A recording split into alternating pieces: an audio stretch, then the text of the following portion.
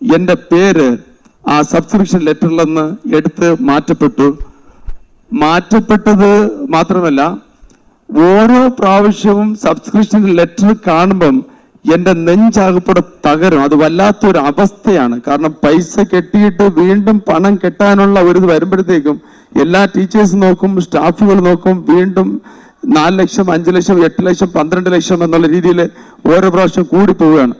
അങ്ങനെ വളരെ ഭയാനകമായിട്ടുള്ള ഒരു സാഹചര്യത്തിൽ ഞാൻ പേഴ്സണലായിട്ട് ഇൻകേസ് കൊറോണ കാലഘട്ടത്തിലൊക്കെ എന്തെങ്കിലും സംഭവിച്ചാലെന്ന് പറഞ്ഞിട്ട് പേഴ്സണലായിട്ട് ഒരു ലെറ്റർ ചീഫ് മിനിസ്റ്ററും ഡിപ്പാർട്ട്മെന്റായിട്ട് എഴുതി വെച്ചു. എന്തെങ്കിലും ഒരു കാരണം കൊണ്ട് എനിക്ക് എന്തെങ്കിലും സംഭവിച്ചു കഴിഞ്ഞാൽ സംഭവിച്ചത് ഇന്നതാണെന്ന് പറഞ്ഞിട്ട് ഞാനൊരു ഡോക്യുമെന്റേഷൻ പോലെ ഞാൻ ഊയിൽ എഴുതുന്നത് പോലെ എഴുതി വെച്ച് രേഖ പ്രത്യേക ഫയലിൽ വെച്ചിട്ട് മക്കളുടെ പറഞ്ഞിട്ടുണ്ട്.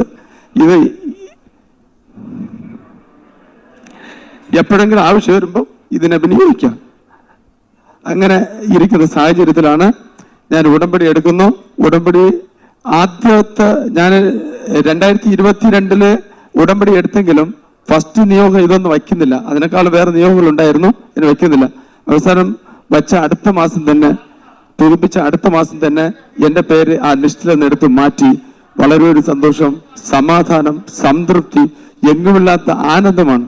ആ ഒരു സന്തോഷത്തിൽ ഞാൻ അതിനാദ്യം തന്നെ ഞാൻ പറയുന്നു.